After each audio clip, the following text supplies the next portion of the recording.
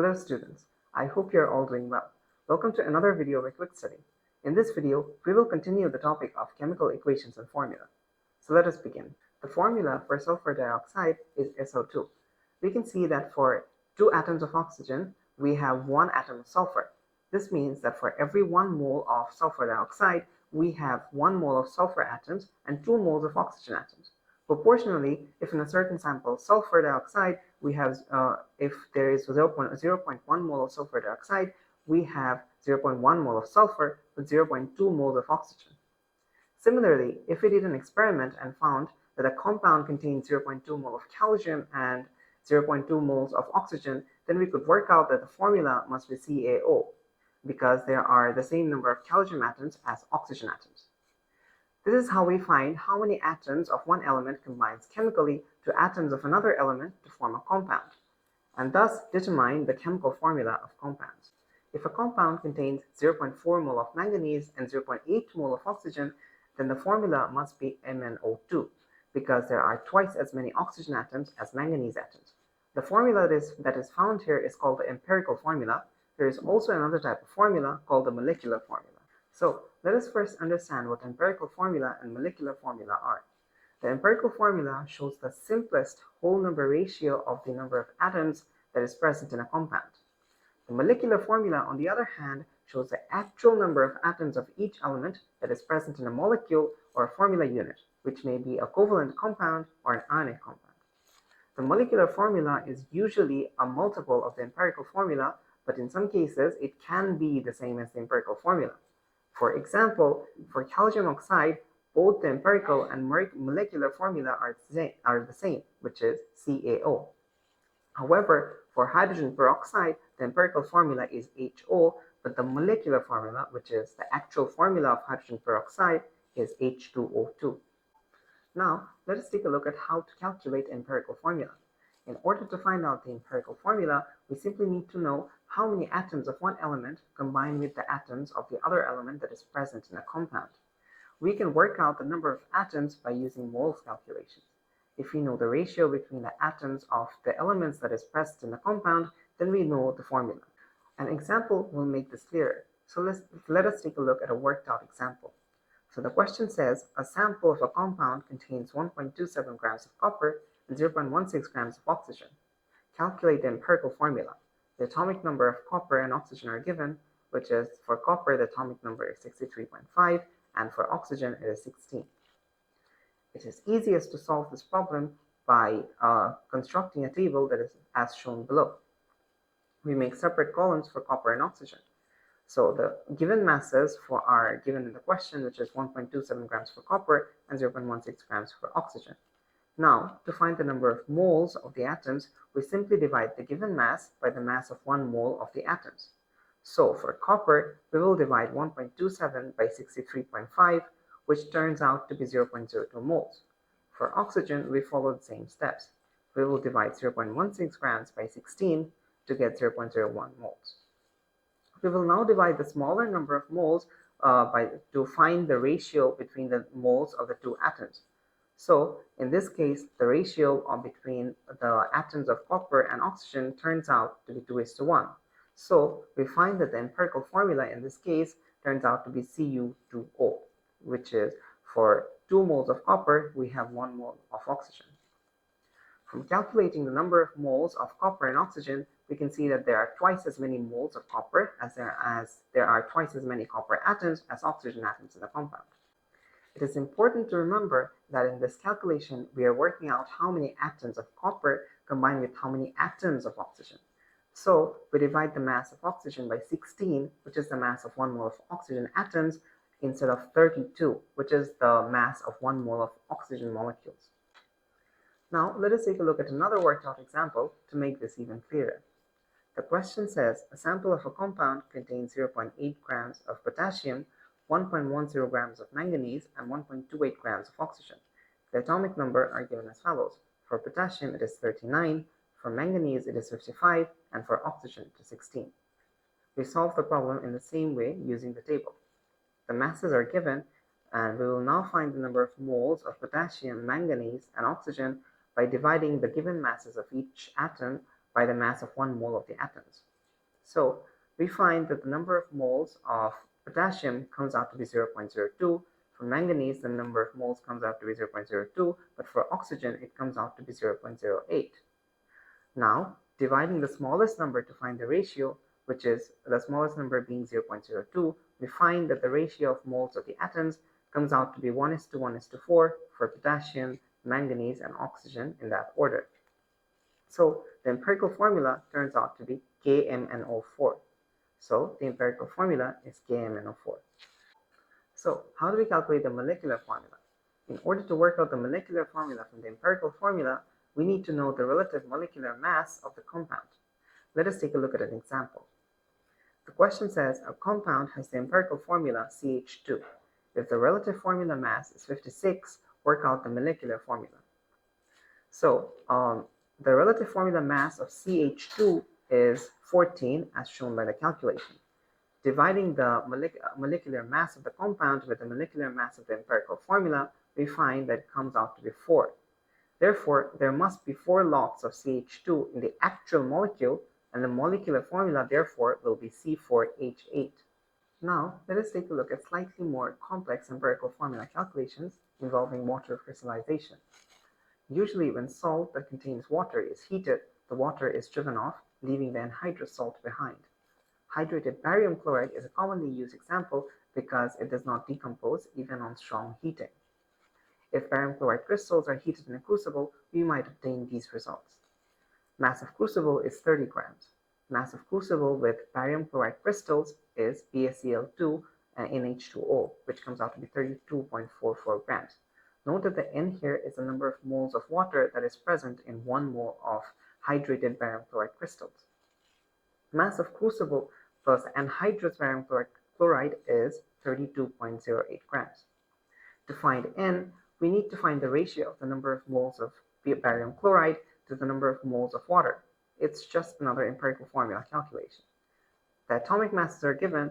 The atomic masses of hydrogen is 1, atomic number of oxygen is 16, and the atomic number of chloride is 35.5, and the atomic number of barium is 137. The calculations are as follows.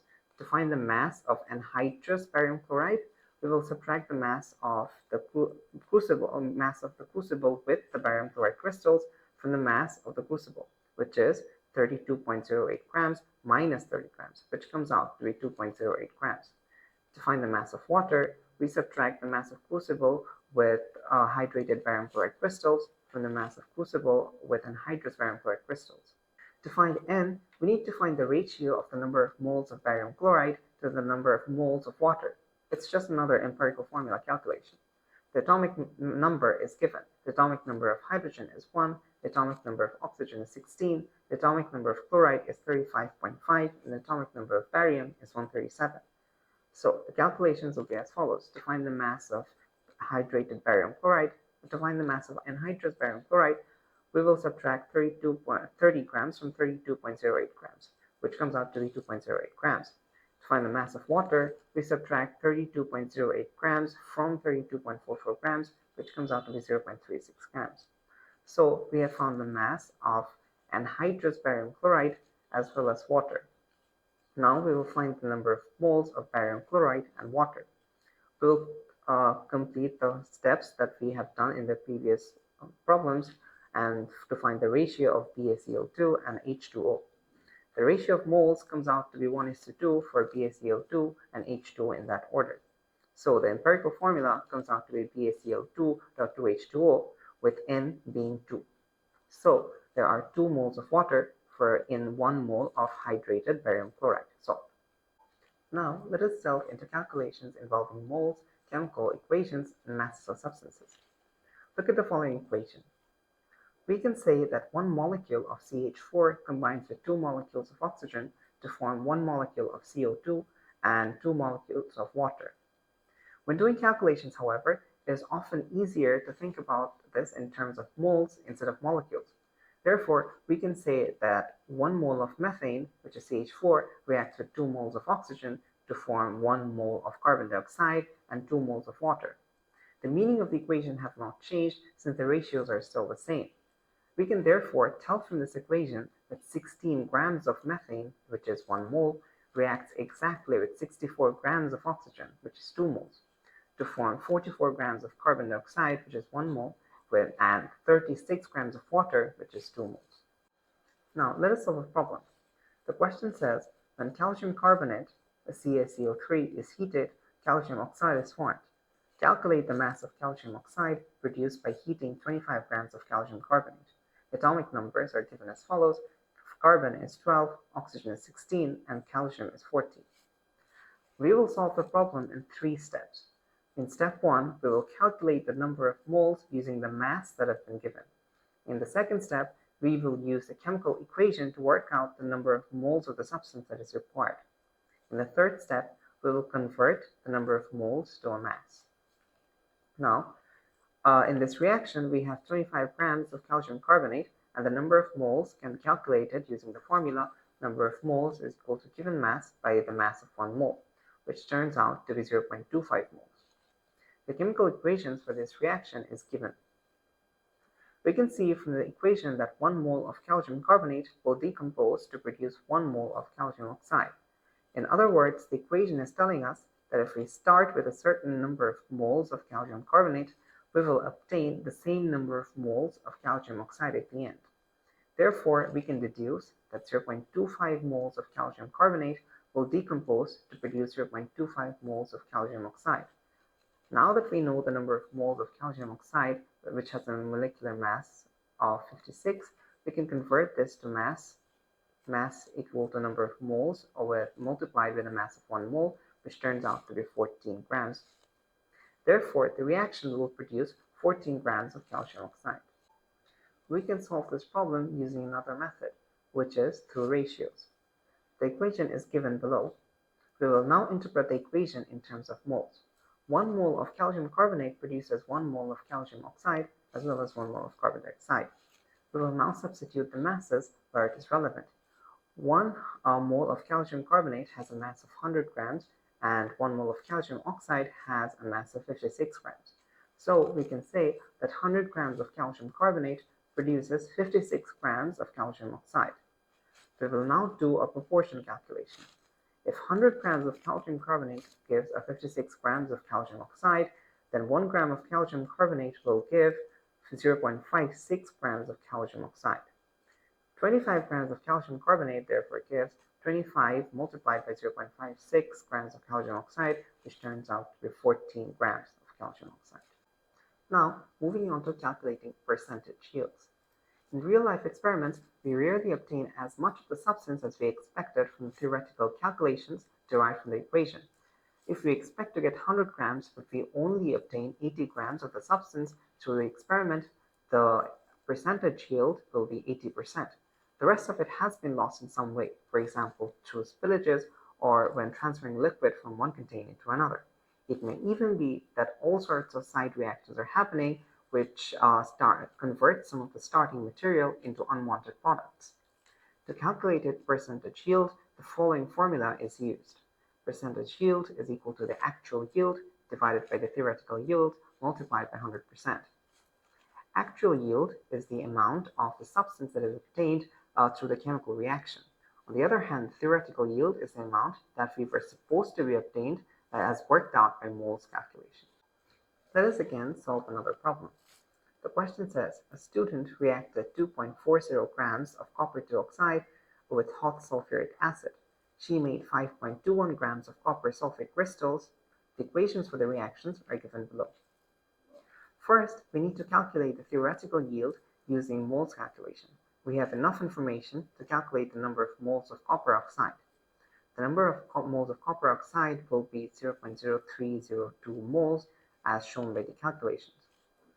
So we can deduce that since copper oxide and copper sulfate have a 1:1 ratio from the first equation, we can therefore deduce that 0.0302 mole of copper oxide will also produce 0.0302 mole of copper sulfate crystals. Since the second equation also shows that copper sulfate and copper sulfate crystals has a 1:1 ratio, we can also deduce that 0.0302 mole of copper sulfate will in turn produce 0.0302 mole of copper sulfate crystals. Now we need to calculate the mass of copper sulfate crystals by multiplying the number of moles by the mass of 1 mole, which turns out to be 7.53 grams. This is the theoretical yield of copper sulfate crystals.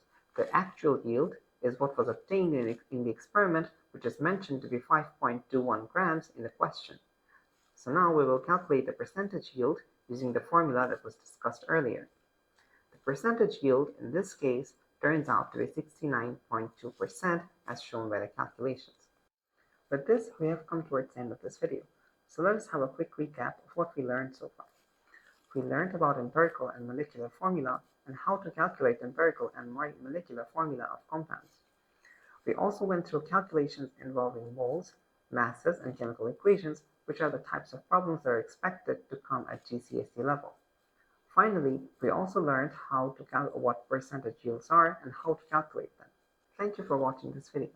If you like this video, do consider subscribing to our channel as we post regularly on different topics and subjects covering the GCSE syllabus to help you ace your exams. For more information on our one-on-one online tutoring services, do visit our website www.quickstudy.uk. Thank you.